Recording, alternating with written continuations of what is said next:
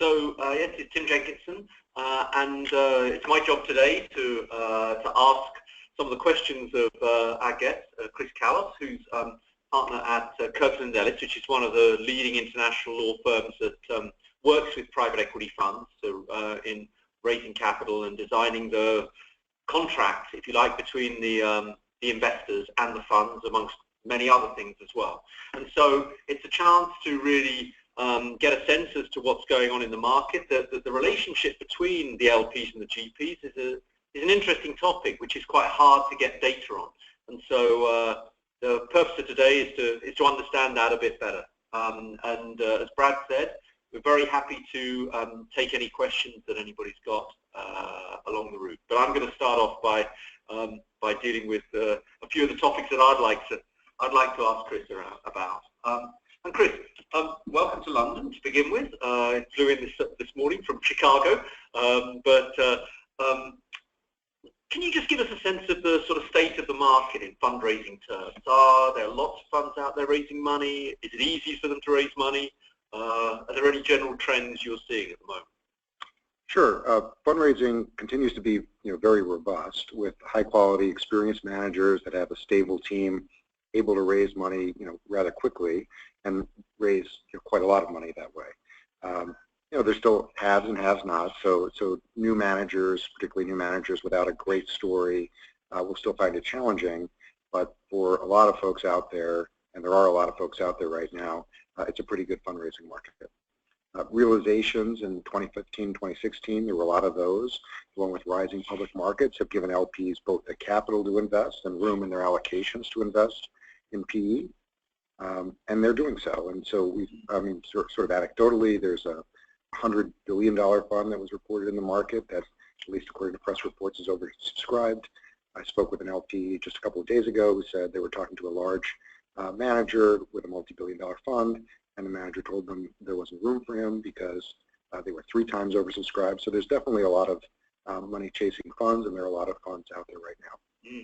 Yeah, I mean, my impression is that, in general terms, private equity, if anything, the institutional investors are wanting to increase their allocations to private equity rather than scaling them back, which seems very different to the hedge fund market, where you keep hearing of investors pulling out. But is that your impression as well, that there's almost like an increasing appetite for private equity in the portfolio? It definitely feels that way. It's a little hard to know whether it's increasing or how much of it is people increasing their percentage allocations and how much is due to them having room under their allocations with the rising public markets. So when public markets are high and your whole portfolio has gotten larger, the percent that you're giving to private equity suddenly looks underallocated, and right. So that might be driving some of it. Yeah, and I guess it is that realizations as well is the thing that drives the fundraising to a great extent. When the realizations flow back, then you're not in private equity. You're not in private equity, so you have to raise another fund. So it's a sort of double positive for the industry if rising markets are correlated with realizations as well. And so in terms of the sort of the trends that you're seeing in the industry, are there any general trends toward, in the way that sponsors are developing over time? I mean, a while ago it was nobody was a mega fund anymore. After the financial crisis, everybody was mid-market. You hear people now talking about multi sort of asset class funds where you see different types of buckets of money being raised by the same GP. What are your general observations on the trend? Sure, there are a couple of very interesting things I think going on from the GP's perspective in the market. One is, a lot of GPs are successfully adding product lines. So if they have a large market buyout fund, and maybe their history was more middle market, but they've grown into being a large market buyout fund, they may be launching a small cap or mid cap type fund. They might be adding credit funds. People have been trying to do this for a long time, but I think the market is more and more receptive to it as a number of people have done it successfully, and as it plays into a trend among LPs that are looking to concentrate in fewer managers. So they invest a lot of time in selecting and monitoring their managers, and if they can get comfortable committing to additional funds by that manager, that makes things a little bit easier for them. So that's one of the things that we're seeing going on. Just to sort of probe a little bit more. I mean, there's some managers I can think of who have really not gone down that route. route and said, we're a private equity shop, we don't do credit, we don't do distress, you know, we're good at what we do. Do you think they're eventually going to get squeezed out, or will there be a role for the sort of the straight, you know, the monoline private equity fund? I think there always will be a role for those folks, although I can tell you that you know, one of the benefits of being in a law firm is you see things people talk about but then ultimately don't yet do. And so I can tell you there are a lot of folks who prided themselves on being monoline who are now talking to us about possibly launching another line. Right. So it's, I think for large managers that have demonstrated a long-term ability to meet their investors' needs, I think it's both very tempting to launch another product line, I think it makes a lot of business sense for them. What the LPs will be judging is whether the team that they backed before can be trusted to really, you know, either with the existing team be successful in this space, and that's easy to do if it's a space you were, you know, recently in that you kind of grew out of, or if it's a totally new product line like a senior debt fund, you're either trusting them to find the manager and kind of committing without sort of a proven team, or you know that manager goes and gets a proven team from somewhere else and is you know, offering a kind of known product under a new banner. Yeah, is there much of that going on at the moment in terms of M&A amongst the sort of GPs in terms of buying existing teams, and you know, is it not a lot? I think if you think of it as buying, like somebody's getting rated, I don't see that happening very much. What you do see somewhat, which is you know, another trend, is if there's a great team at a fund that's underperforming, obviously not due to that team's effort. So it's a, you know, if you've got a fund that's, you know, in 2 different or 3 different industries, one of those industry groups may have performed well, and in today's robust fundraising market, they might decide to go raise their own fund if the overall fund that they're in, you know, is not likely to hit the carry. Right. So it's sort of, I mean, yeah, I suppose that, so the places you look are the ones where they're a long way off, many years off getting carried. They're the sort of cadre of person who you can go and sort of entice to do a spin out or something like that. Ideally, where you know their success has been overwhelmed by other people's, shall we say, lack of success. And so, you know, when I've done examples in other presentations about this, sometimes I refer to them as our soon-to-be former partners who have underperformed. So sometimes those get cured by the firm calling out groups that are underperforming. Other times, the groups that are overperforming might leave. So I don't want to overstate it. There's not a ton of this going on, but there is some. Yeah. And one of the other trends which we're seeing is some of the GPs using leverage in the fund process to increase IRRs and to do things like that, to limit capital calls. Is that something which you're seeing more of? We're definitely seeing more of, and it's the kind of thing that can reach a tipping point where sponsors start to feel like they need to do this in order to be compared fairly to other firms. So the benchmarks that people are being compared against are already corrupted by some of this you know, apples to pears kind of comparisons, where one group is not using leverage maybe at all, and another group is using it extensively, and where, you know, a quarter of a percentage point of IRR can knock you from the top quartile to the second quartile, and where that can make a big difference, or second to third, make a big difference with investors. I think we're going to see a lot more of this. We've also seen sponsors pushing back on both the caps on the debt that they can use, as well as the length that the debt can be outstanding. Right. And so just for those, in case there are some people who don't know so much about this topic, it's where the private equity fund doesn't have to necessarily call all the capital to make an investment. They can borrow against the capital commitment, borrow from a bank against the capital commitment. And this has a pretty nice effect on returns, because if it's return on invested capital and you don't have to invest the capital, then the returns can, in principle, become infinite. But of course, there must be limits to this within the fund, presumably, which stop the returns becoming infinite. Yeah, well, there's been 2 very limiting limits. One has been usually the fund documents do not allow people to borrow more than 15 to 20% of commitments, which early on is a large percentage of assets. So eventually, it's not such a large percentage of assets. So that's one. The banks, you know, usually not that much of a limiting factor, won't let you borrow more than a certain percentage of your uncalled capital. So they're really looking at the limited partner commitments as their security. There's actually a third also. There's, at least in the U.S., a concern about the treatment of debt-financed income for certain tax-exempt investors that has acted as a limiting factor. But again, today we're seeing sponsors pushing back on all of those factors and trying to get more flexibility to do this. Of course, you've also got the lenders telling the sponsors everyone else is doing this, and if you don't do this, you're going to compare unfavorably. And so first time I heard about this, I thought it was a bit weird, because I thought, well, if the investor wants to borrow money against their commitment, so they don't have to send their own money to the private equity fund, they could do it.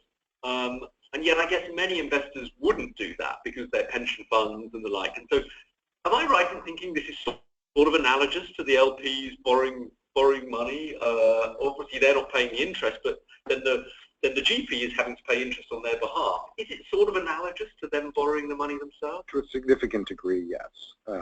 And that's why it's potentially a tax issue for the folks who aren't allowed to kind of borrow themselves and make an investment. And what you stated is sort of the counter to the GP's ask for additional flexibility here would be LPs telling them, well, if I wanted to leverage up your fund, I can just do that myself. Yeah.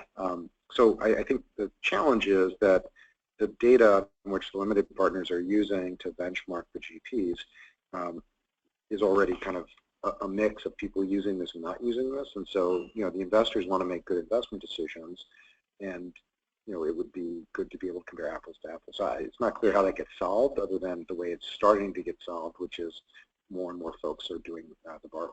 Yeah, and it's very worrying from the point of view of academics like me, who like to measure returns, of course, because to the extent that one looks at cash flows from, you look at cash flow data, cash in, cash out, and NAVs. If the cash going in is much reduced, because you can't observe it coming from the LPs, they're borrowing the money, then performance comparisons become quite difficult at that stage, I think, especially IRRs, I guess. Yes. Would that be fair? Yes, I think that's fair. Okay, good. Let's move sort of change tack a little bit, and look at fund terms. What's going on in the world of, you see a lot of talk about funds raising money for longer periods of time, and maybe investors not wanting to get the money back so frequently and having to re-up the whole time. What are the general trends in terms of fund sort of structure and length and the like? Sure, and you're hitting on a theme that I think is resonating with a lot of sponsors, which is, as a sponsor, I've spent a lot of time finding a great investment. And so, you've probably seen funnel charts of, I've reviewed X number of investments this year and I only made 2. So there's a lot of work that goes into selecting the investment, making the investment, monitoring and growing the investment, and then after 5 or 6 years of holding that company, they're kind of forced to sell because of the limited term of the funds. And then some of them actually do track this. They sell from portfolio companies. Sometimes it goes public, sometimes it goes strategic, but lots of times these companies are sold to another private equity firm, and while the first firm maybe got 3x on its money, they see the second term firm get 2x on its money, and they say, well, gee, I could have had that return, I could have had the carry from that return, and now I got to go find another great investment. Wouldn't it be better to just hold these investments longer? And so that is a concern and of interest to the sponsors. The response to that has been, twofold, basically. One is to try and develop what people call permanent capital vehicles, although lots of times it's not truly permanent. And the other is to go with kind of long-dated funds. So long-dated funds that have a 15 to 20-year base term instead of a 10-year base term, were originally common in infrastructure funds, understandably. Yeah. They've become common in some core real estate funds, and people are starting to do that in sort of what I would call traditional private equity, buyout funds, growth equity funds, things like that. We're starting to see a trickle at this point, but maybe more soon, of these long-dated funds. The other is a lot of effort around and some success in developing permanent capital vehicles. And so sometimes that means a vehicle that starts out or is intended to become public, but it also might mean something that stays private indefinitely, but has kind of a hedge fund, open-ended structure where there's a performance allocation annually or every 3 years or 5 years, and then, you know, potentially a limited clawback or a high watermark type approach to the carried interest, and then some approach to getting LPs liquidity. Right. But it doesn't kind of go away. It's there. They can raise capital periodically, but they don't have to liquidate their investments. Yeah, and a few questions come to mind on this, and I should at this stage encourage anybody who's got any of their own questions to stick them in because we can see them come through. But what are the fee structures like on these? I know there aren't too many of the 15 to 20-year funds, but are they lower annual fees, or does the carry differ? I guess the carry probably doesn't differ, but what about the annual fees on those sorts of funds? So it's still evolving, but I think you're right to point out you might expect to see some lower fees, and so you know, we do see that to some extent. You also have to look at what the investment periods are. So even if you have, you know, the same fee, but if you have a lower fee, but it's over a longer investment period before it becomes uninvested capital, in the whole, it might not be a lower fee, but yes, as you see these longer dated funds, people are revisiting what the economics should look like. Some of them are sort of designed to be going after the kinds of investments that you would hold for a long term, but maybe don't have traditional private equity returns, so they're somewhat lower return investments. In other cases, they're not. They're kind of traditional private equity type investments, but they just don't have a fixed time frame or for sale, or they have a longer time frame for sale.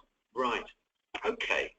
Now that's interesting. And in terms of the sort of permanent capital vehicles, is one of the reasons why that's becoming more you know, in the old days, it used to be that you couldn't really have a permanent capital vehicle without a liquidity route, and that's why I think a lot of them were listed vehicles or things like that.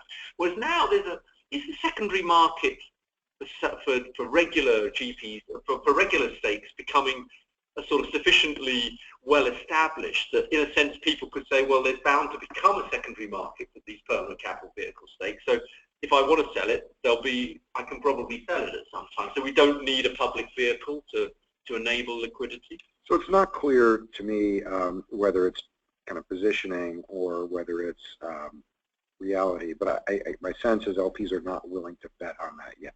So the secondary market is very far along in development for regular fund interests. You know, a market that kind of didn't exist 10 years ago is now pretty robust. For what it is, but it's not the public markets, and it's not a put right, it's not a hedge fund right to get your money back by pulling the trigger and getting an exit subject to some gates. So I don't see people quite ready to bet that that'll be there and will be giving people, you know, sufficient percentage of NAV for them to kind of trust it.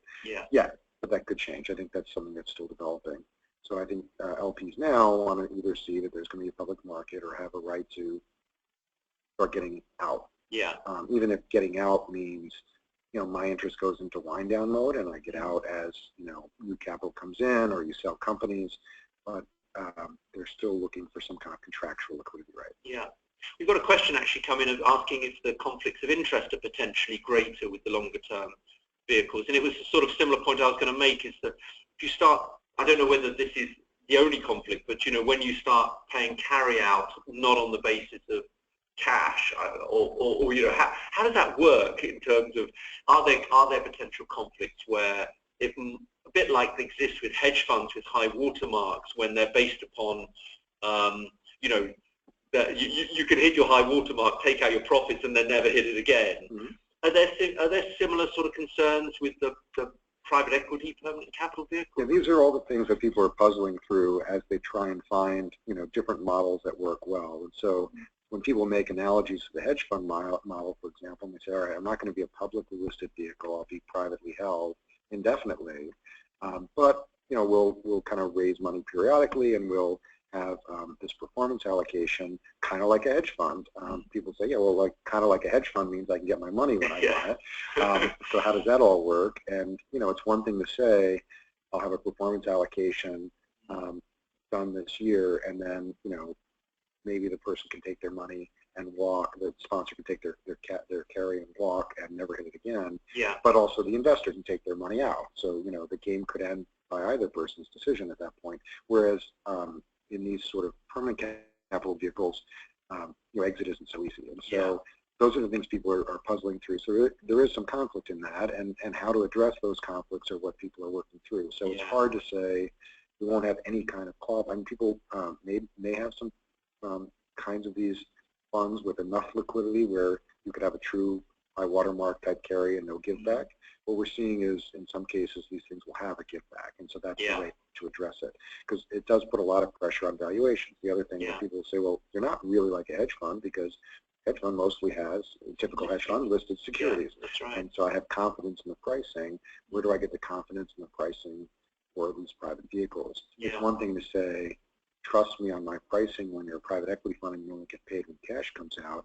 It's another thing to say you're going to get an interim allocation of carried interest based on your own valuation. Yeah, and it's interesting, because some research that we're doing at the moment at the business school is looking at how accurate the valuations of private equity firms are by looking at how the NAVs respond when there are cash distributions, where they sell something.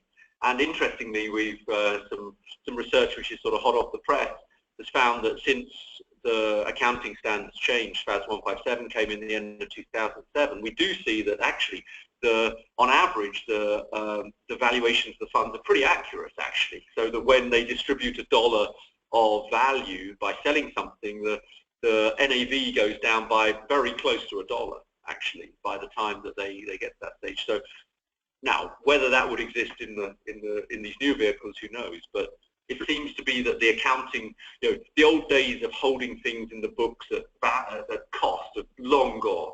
And, interesting. It would be interesting to know which side of about right are they on? Are they a little bit conservative to about right? They're a little bit conservative. Okay. They're a little bit conservative. So when they distribute $1, they generally the NAV falls by about 97 cents. To give you the exact number so far, but that's only recently. But before that, the NAVs were dropping by about sort of 80 cents. So that was a very conservative figure. So I think they have changed a bit. Can we again just change tack a little bit, go into another area, which is the interesting developments on the GPs themselves and selling stakes in themselves, because that seems to be sometimes called minority sale transactions.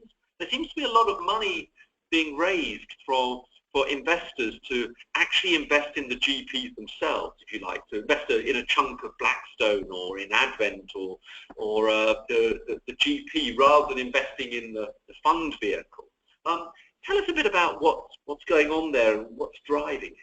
Sure, there's a lot of activity going on there right now. I see a little bit some parallels between these developments and the early days of secondary transactions.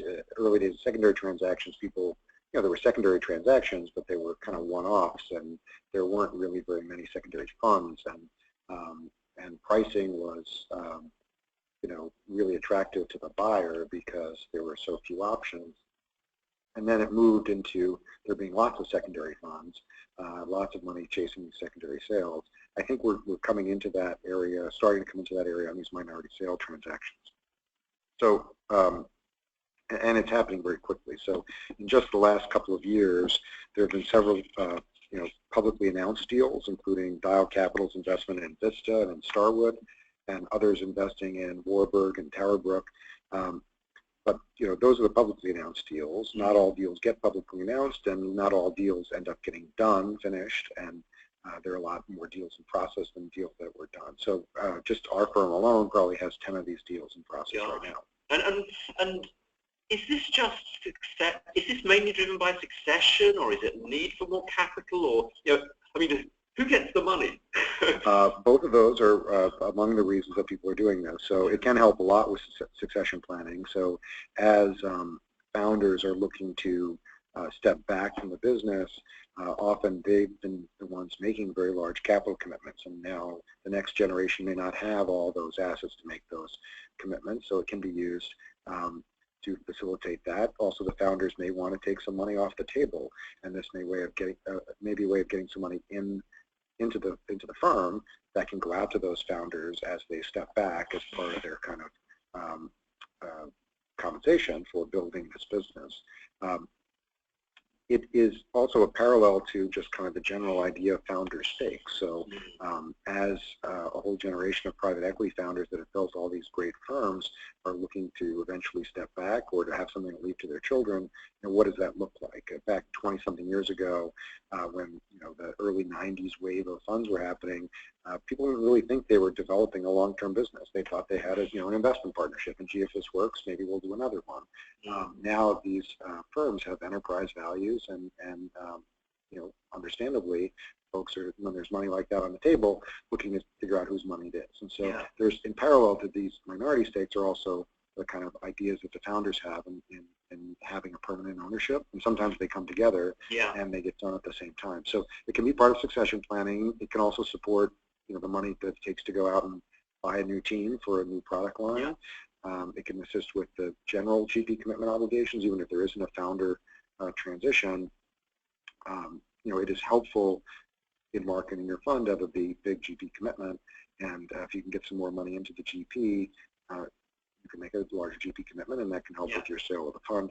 And so all those things are happening at the same time, and for different firms are driving in different ways these transactions. But the money out there chasing this is maybe not staggering, but maybe surprising in how quickly it's coming together. We've got just recent fund announcements in this space include $1.5 billion fund for AlpInvest, or at least that's the target. Blackstone has a $3.3 billion fund. Goldman has got $1.5 billion. Hycroft raised $750 million. At least that's their target. And Hycroft, interestingly, I think is specifically targeting the middle market. So, and then Neuberger Berman's got a $4 billion fund, as I understand it, that's still fundraising. So, in other trends in private equity, things tend to start out rather small. I don't know, maybe I'm just getting old, but the $3 billion, $2 billion, $1.5 billion, that doesn't sound like starting out small. No, it doesn't. I mean, it's an interesting trend, because I think a lot of people looked at the first wave of GPs going public, the Blackstones and Apollos and going public, and thought that was the future. But this sounds like a sort of slightly more on-theme way of doing it, staying private, but actually selling a stake in your business. And we had an interesting question actually coming in saying, given that we see with the publicly quoted private equity firms, they have independent boards of directors.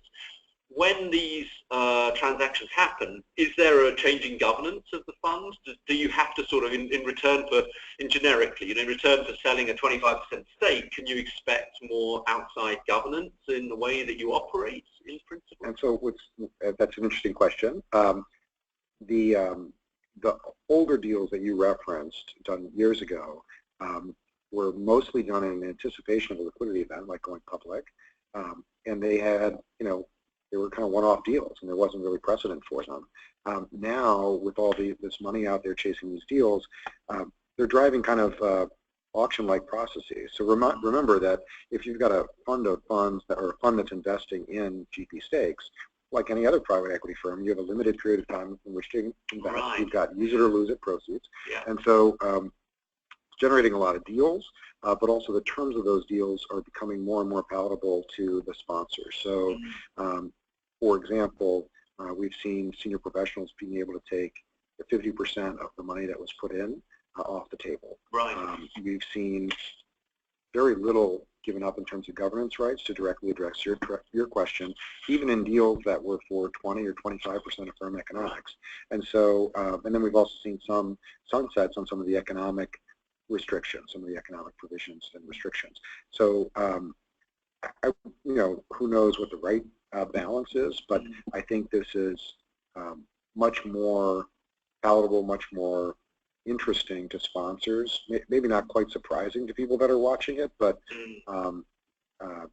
I think it's what makes a market. So people are hitting their ask. And do you, I mean, I know a few years ago there were quite a few institutional investors, the big ones, the sovereigns, the pension funds, who were taking stakes in GPs, and I interpreted that as being a long-term stake, that they may not see it as being having obvious liquidity, but they were going to. And some were. So that's right. And yet these, if they're funds investing in GPs, if they're the funds investing in the fund managers, they must have an exit route in mind. And so is this how's that going to play out? If I sell 20% of my economics in my firm, how is that going to get? How are they going to exit that position? Yeah, I mean, they may have a mix of liquidity rights that are built in. I think they're also, to some extent, betting on what you were referencing before in another context, which is the maturing of the secondary market. Right. So yeah. To some extent, I think they're at least allowing for the possibility that there's another buyer for this interest. Some of these may also go public, so it's it's possible that they go public. But in the absence of both of those, there is attention being given to some contractual liquidity rights. Right. Okay, that's very interesting. Going on to the sort of back to the normal fund basis, so the sort of traditional GP-LP relationship, and the angst about all the normal things, the costs, the carried interest, the fees, the portfolio company fee, the fees that are charged into the portfolio companies, the sort of extent to which those are offset against the fees that are charged into the fund. Just that general area of sort of, the economics between the LPs and the GPs. Clearly there's been a lot of action with the Institutional Limited Partners Association trying to set out model sort of templates for how this should work, and they've now brought out the second version of that. There's clearly, post-financial crisis, there seemed to be quite a lot of the bargaining power had gone towards the LPs, but from going back to the first thing you said, which is LPs not being able to get into funds, it sounds like the bargaining power might have swung back the other way. So with all that in mind, what's going on? Yeah, it's a great question. I think I've never really thought about the pendulum kind of swinging wildly back and forth between GPs and LPs. I think there was a perception that there was a lot of swings, but a lot of that had to do with, years ago, who was coming to market at the time, et cetera. To the extent that you do view it as a pendulum swinging, I think it's swinging less. So we're getting closer. It's sort of the end of the pendulum swinging, where it's not swinging quite as much. So we don't see, for example, a lot of sponsors taking advantage of this robust market to go and seek premium carry where they didn't have it before. Right. There are a few, and people have successfully done it, but there's not a big wave of people doing it. In fact, a lot of people that have had premium carry are working hard to keep it, or offering investors an option. You can pay me a premium, being anything above 20% for purposes of this discussion. So you can pay me a 25% carry and get a lower fee, or you can pay me a full fee and have a 20% carry. So we're seeing some of those trade-offs being offered to LPs. Those that have the premium carry, just to kind of spend another minute on this, tend to tier it. So you don't usually get a premium carry from $1 of profits, regardless of how much profits you have. Usually you have to earn your way into it, and so if you had, say, 2.5 times returns, maybe at that point you can get your premium carry. And usually you catch up. Well, it's often you can catch up, but you can't start getting that until I see. So it could be 30% on the lot if you get a 3 times return, you may be getting 30%. On, I see. Yeah. Some it's just incremental, but some it's on a lot of them. Right. Usually there's not a ton of, if you set the number high enough, like 2.5, 3 times, not a lot of incremental above that for most of these funds. But sometimes it's just on the incremental, but lots of times they can earn their way into a full 25% or 30% carry with enough returns. So in terms of carry, that's sort of what's going on there. In the waterfall, it really isn't. There hasn't been as much change as I think people anticipated. The European-style waterfall that folks thought was going to take over the U.S. funds, and that ILPA was promoting as the way that people should do things, hasn't really moved the U.S. market very much. So there are some, folks who don't have a lot of leverage, some first-time funds, where the European-style waterfall will return all the capital that's been contributed before getting carry has become, what they're doing.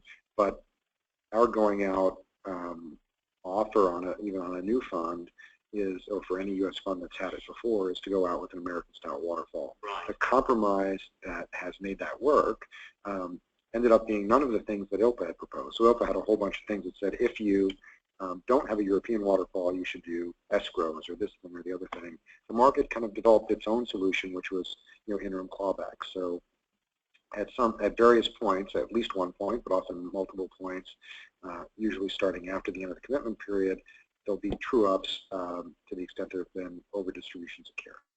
Right, and just for those of you who don't know what the difference in the European and American waterfall is, I think that Chris can probably explain it in far more precise terms. So basically, given that the profits are done on a whole fund basis, you don't really know what the whole fund basis is until quite near the end of the fund. But and that's the way the European waterfall works. Is you sort of wait until pretty late in the fund until you start distributing your 20% of the profits, because at that stage you have a better idea.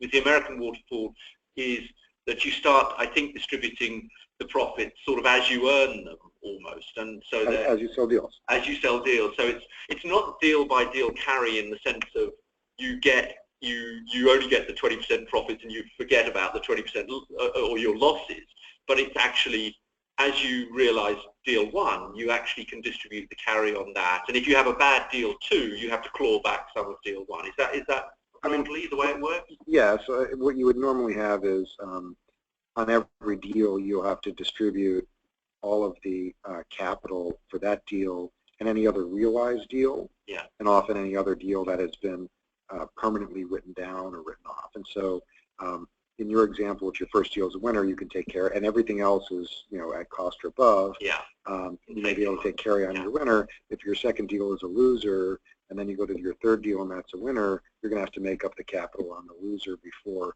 taking any carry on the winning deal. So that would be a normal American-style waterfall. What you may have been alluding to was this interim clawback concept would say, if you have a winning deal and then you have a losing deal and then you hit one of these clawback dates, you may have to return some of the carry that you took on that winning deal to get the pot right, to basically true things up. Yeah, I see. And in terms of we've got a question actually here saying that is there a trend towards a lower hurdle or no hurdle as opposed to the sort of regular 8% hurdle that's traditionally been there, certainly on the buyout side, I think probably less on the VC side. But do you see that becoming a trend towards the way of improving? Not that it necessarily improves the economics that much to get rid of the hurdle, because it's only in the sort of poorly performing funds that actually works. But is that a trend that you're seeing towards no hurdle? So, remarkably, the 8% traditional disappearing preferred return hurdle has been very resilient through a prolonged period of low interest rates. And so, and I think the reason why is the LPs aren't going to offer to lower it. And if you want to talk, for a GP to talk about too much about the hurdle, it's kind of like the LPs talking about the default provisions. Like, what are you worried about? I'm investing in you, the sponsor, because your PPM, your PPM says you're going to give me, 19% net, and now you're worried about 8.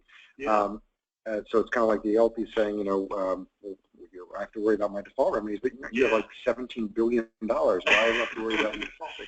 And so it tends not to get pushed to the forefront of the discussion unless someone, has a lot of leverage. And so there have been a couple, I think Advent got rid of the preferred return.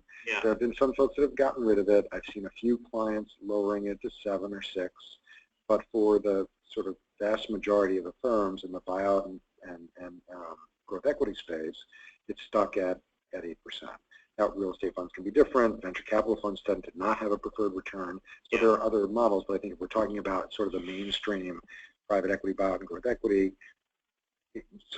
maybe a little bit surprisingly, it's still mostly a disappearing 8% hurdle. And as you described, just for people who might not know, when I'm using the term disappearing hurdle, it only becomes relevant in a very, very narrow band of funds. So it has to be a successful fund, because if you have losses, it doesn't really matter. So it has to be successful in the sense of there were profits, but there were not enough profits to, after getting the investors their 8% preferred return, to end up being able to catch up and get the GP 20% of the total profit. So in a fund that returns 4, 5, 6, 7, 8, even 9%, it's relevant. But if you're returning basically 10% or more, just kind of rule of thumb, it ends up not being relevant. It's interesting because I was talking about giving some evidence at the Super Return conference last week in Berlin about the percentage of funds which it looked like, according to our analysis, were going to be paying carried interest. And I was looking at some of the most recent funds, the sort of funds since 2006, which generally speaking have performed about in line with public markets. They've done quite well because public markets have done quite well in money multiple terms, but actually they pretty much performed in line with public markets. And you can see that about, for example, the 2009 fund, looks like over 80% of the funds are actually going to earn carried interest, which is a pretty surprising result given that on average they performed in line with public markets. And only a couple of years ago I heard the head of one very, very large GP saying, oh, the hurdle rate's got to come down because interest rates are zero.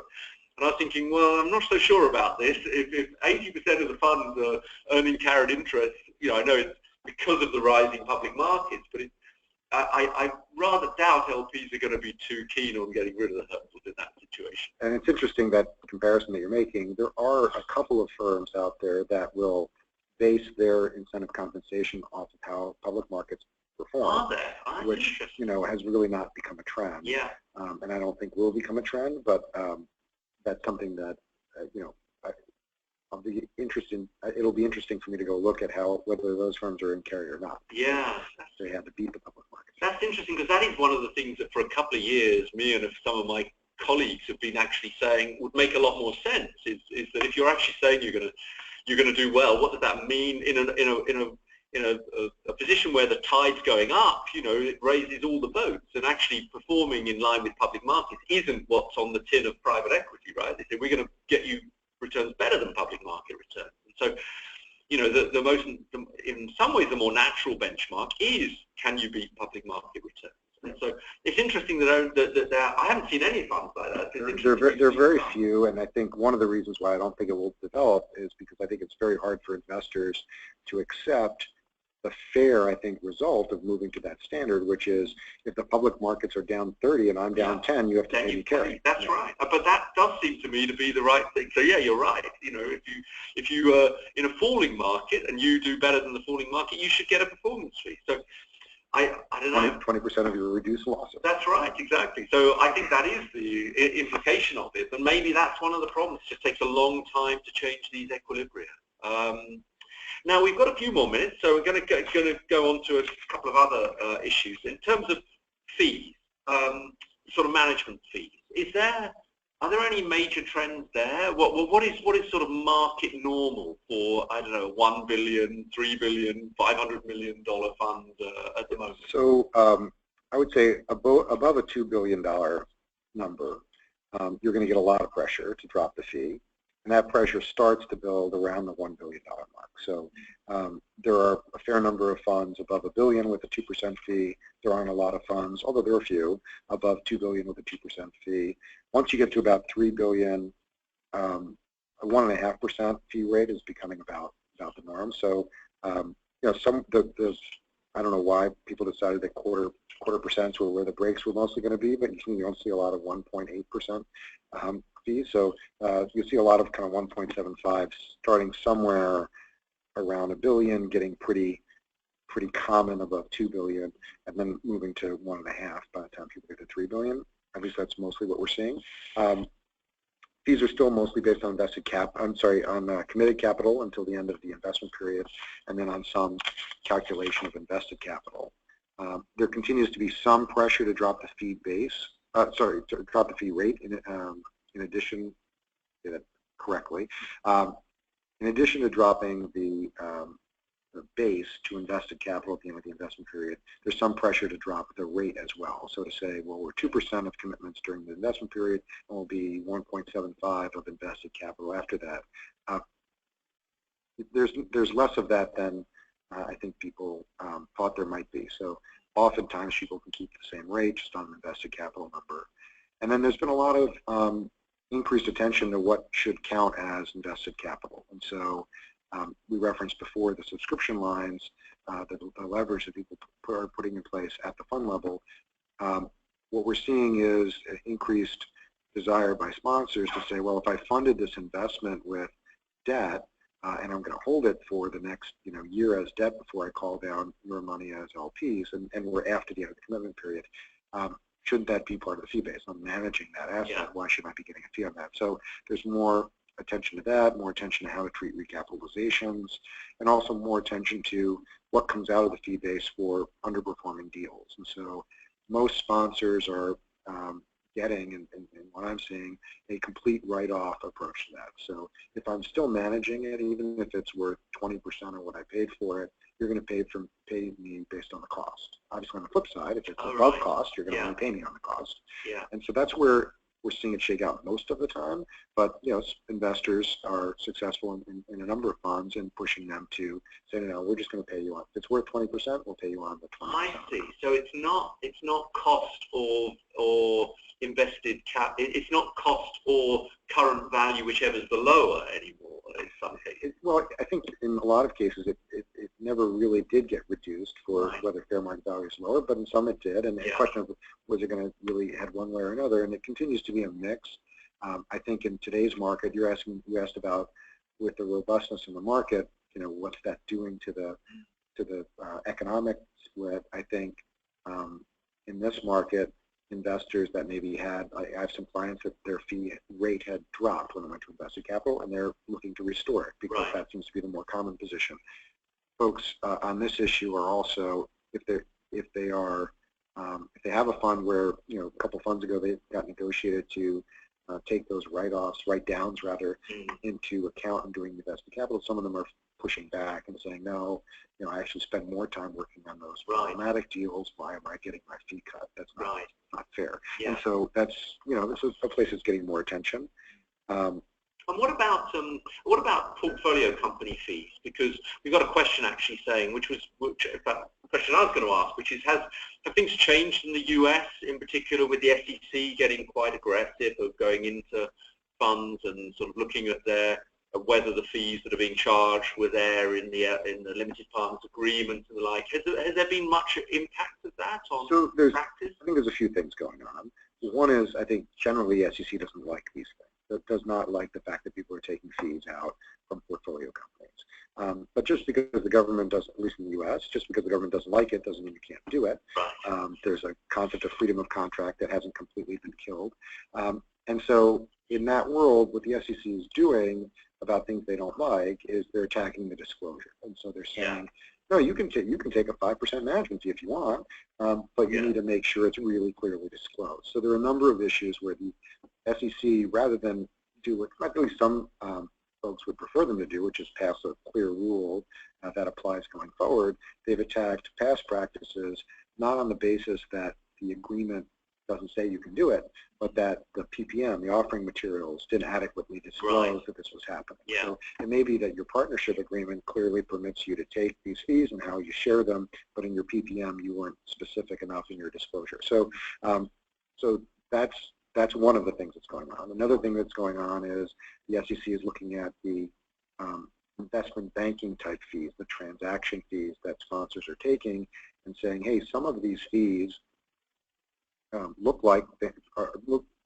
they're for services that broker-dealers do. Where's your broker-dealer license, which most of the sponsors don't have one.